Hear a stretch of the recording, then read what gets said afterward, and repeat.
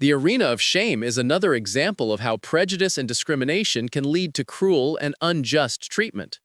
Maya was taken from her colony ship and forced to fight in the arena of shame because of her purple skin, and the crowd mocked her and jeered at her because they saw her as different. No one ever stopped to consider that Maya had feelings and a life before she was captured, and that they were forcing her to fight for their entertainment. Maya eventually defeated Commander Kale, proving that strength and size don't always win a fight. But it's important to remember that everyone deserves to be treated with respect and kindness regardless of how they look or where they come from. The arena of shame is a stark reminder of the dangers of prejudice and discrimination and the importance of standing up against hateful behavior. Always treat others with the respect that you would like to be shown, and remember that we're all human beings. Mercy's price. Maya stood over Kale's fallen form, her chest heaving with exhaustion as the reality of what she had just accomplished began to sink in. The crowd's chaos swirled around them like a violent storm, thousands of voices screaming for blood with a fervor that made her stomach turn. "Kill him!" The chant began in one section and spread like wildfire through the arena. "Kill! Kill! Kill!" Kale lay on his back in the blood-stained sand, his bronze chest rising and falling rapidly as consciousness slowly returned to his eyes. When his gaze focused on Maya standing above him, she saw something she hadn't expected, not hatred or rage, but understanding, perhaps even respect. "Finish it," he said quietly, his voice barely audible over the crowd's roar. "By arena law, you've won. My life is forfeit." Maya looked at her clenched fists, then at the viewing box where the arena masters sat in their elaborate thrones, their faces twisted with anticipation for the killing blow. Everything in this place was designed to strip away dignity and humanity, to reduce warriors to savage animals performing for the entertainment of the masses. "No," she said firmly, lowering her hands and taking a step back. The crowd's chanting faltered, confusion rippling through the thousands of spectators. Kale's eyes widened in shock. "What are you doing?" he demanded, struggling to sit up. "You must kill me. It's the law of combat.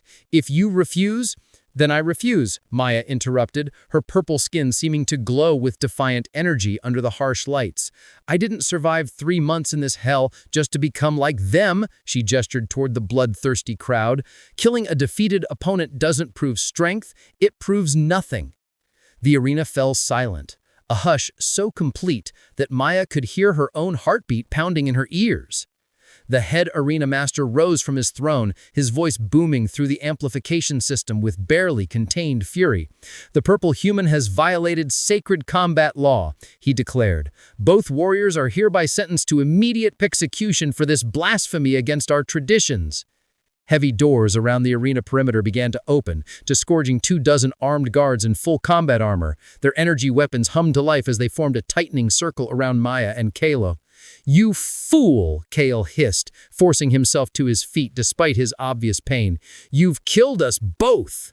Maya moved to stand beside him, shoulder to shoulder, despite the significant difference in their heights. "If we're going to die anyway," she said with a slight smile, "we might as well go down fighting together." Kale stared at her for a long moment, something shifting in his expression. "I've spent 10 years in this arena, killing opponents, winning glory, and I've never met anyone like you." He turned to face the approaching guards, settling into a combat stance.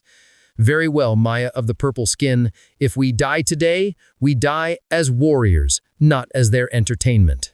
The first guard fired, but Maya and Kale were already moving in perfect synchronization. She went low while he went high, her speed complementing his power as they tore through the guard formation with devastating efficiency. Back to back they fought, each instinctively covering the other's weaknesses.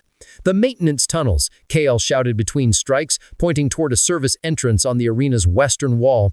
"If we can reach them, we might have a chance." They battled their way across the sand, leaving incapacitated guards in their wake. Kale's massive fist connected with the reinforced door, denting it but not breaking through. Maya quickly found the control panel and used a technique she'd learned on the colony ships to override the lock. The door slid open just as more guards converged on their position.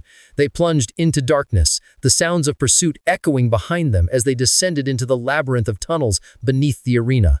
Emergency lighting strips provided barely enough illumination to see by. The air was thick with moisture and the smell of ancient stone. After several minutes of running, Kale pulled Maya into a shadowed alcove, pressing her against the cool wall as footsteps thundered past their hiding spot. In the confined space, Maya was acutely aware of how close they were, his breath warm against her forehead, the heat radiating from his bronze skin.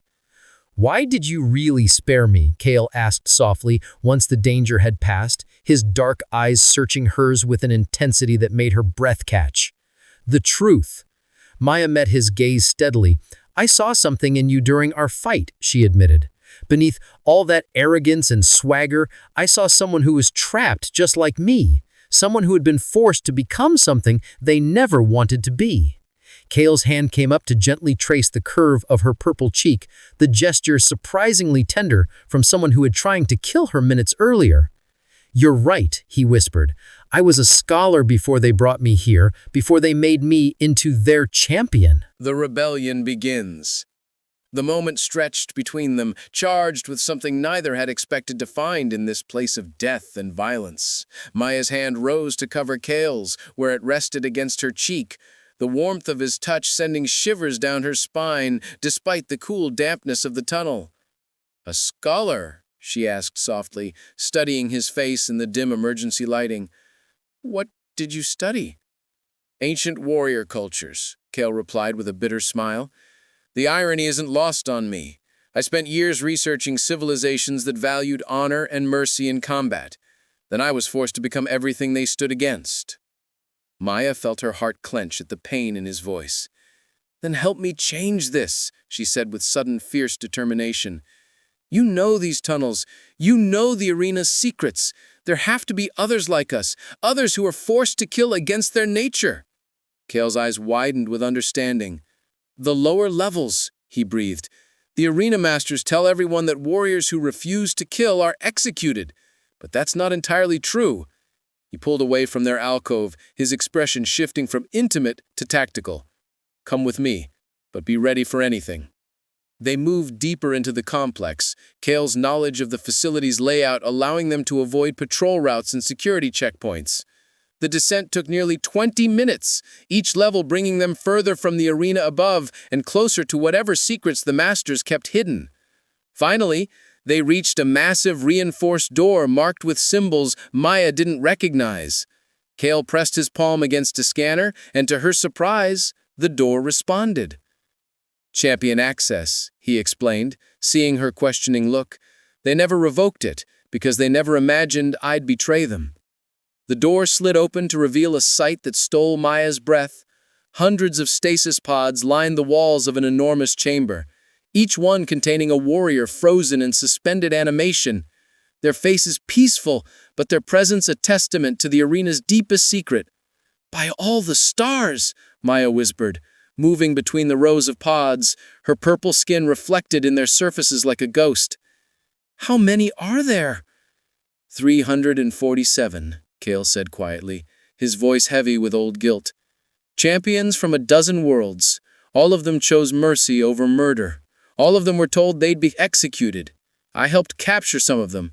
He paused, pain evident in his expression. "I didn't know they were keeping them alive." Maya turned to face him, seeing the shame written across his features. "You didn't know," she said firmly. "But now we do, and now we're going to set them free." "Maya, we can't," Kale protested, though his tone lacked conviction. "Even if we could wake them all, the arena masters have security forces throughout the complex.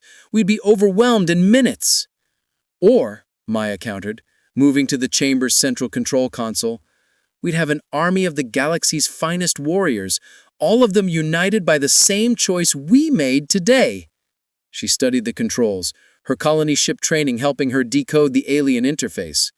"Help me, Kale. Your scholar's mind must understand these systems."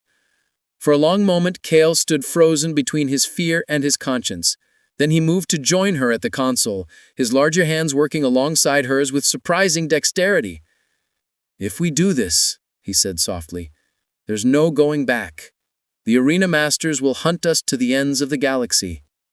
Maya looked up at him, her purple eyes reflecting determination and something warmer. Then we'd better make sure we win. Their hands moved in synchronized harmony across the controls, Kale's knowledge of ancient systems combining with Maya's technical skills. As they worked, their bodies pressed close in the confined space, Maya felt the electric tension building between them again. There, Kale announced, as the first pod began to hiss open. The revival sequence is initiated. It will take approximately 15 minutes for full consciousness to return. All around them, pods began opening in waves, releasing their occupants who gasped and stumbled as they emerged from years of forced sleep. Maya and Kale moved through the growing crowd, helping disoriented warriors find their footing and explaining what had happened. A massive 8-armed warrior from the Draken system was among the first to fully recover. "I remember you," she said, pointing at Kale with 3 of her arms. "You defeated me when I refused to kill a wounded opponent." "I did," Kale admitted, meeting her gaze steadily. "And I was wrong. We were all wrong to serve this system." The Draken warrior studied him for a long moment, then turned her attention to Maya. "And you? What's your story, Purple One?" Maya stepped forward, her voice carrying across the chamber as more warriors gathered around her.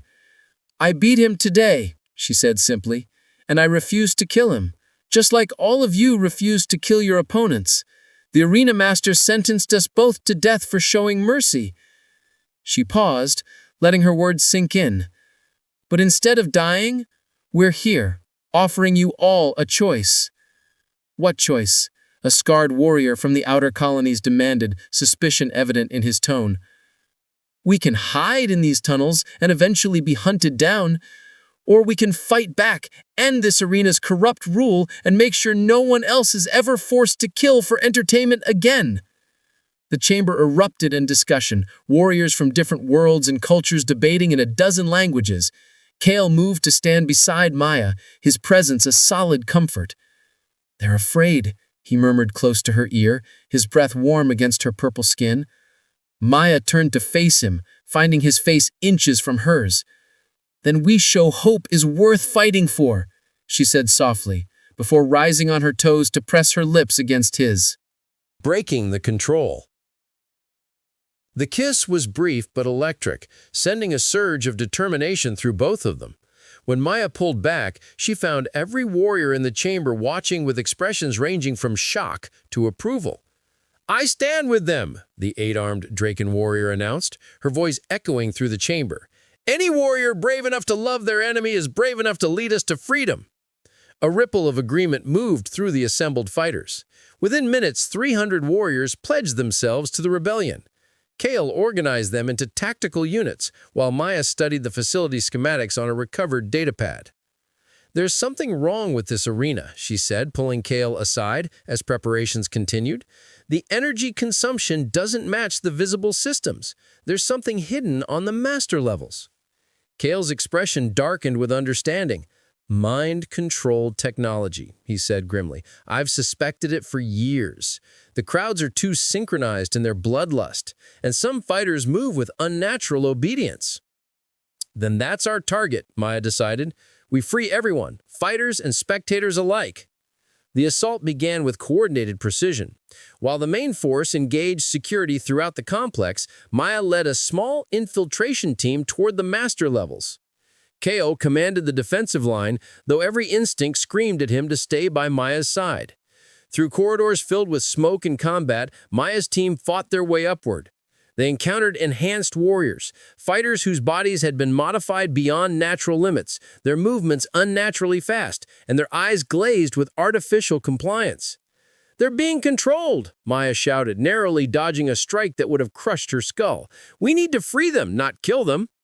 Her team adapted, using non-lethal techniques to disable the enhanced warriors while continuing their advance. Finally, they burst into the Master Control Center, a nightmare of forbidden technology, sprawled before them. Banks of neural interfaces lined every wall, broadcasting signals that influenced both crowds and fighters. But the true horror lay deeper. Genetic manipulation chambers where unconscious warriors floated in glowing fluid, their bodies being systematically altered and controlled. Maya's hands flew across the alien controls, her colony ship training allowing her to understand the basic architecture. The broadcast system has a central node, she called to her team. If I can overload it, everyone gets freed at once. Explosions rocked the chamber as security forces breached their position. Maya's team held them off while she worked, sweat dripping down her purple skin as she raced against time. Through the facility's communication system, she heard Kale's voice. Maya, the enhanced warriors are overwhelming us. We need that control system down now. 30 seconds, she promised, her fingers dancing across the interface. The final sequence activated with a brilliant flash of energy that swept through the entire complex.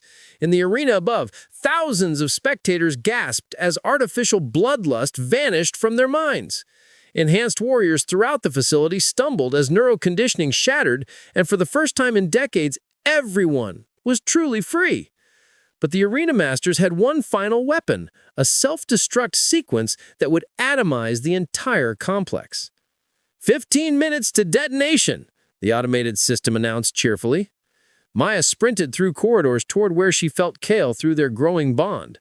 She found him surrounded by freed, enhanced warriors, their bodies convulsing as unstable genetic modifications began to deteriorate. The modifications are killing them, Kale shouted over the chaos. Without the control signals maintaining their altered genetics, they're breaking down. Maya's mind raced. The genetic chambers, she said urgently. There must be stabilizing compounds there. We can create a cure. In 15 minutes? Kale looked skeptical but desperate.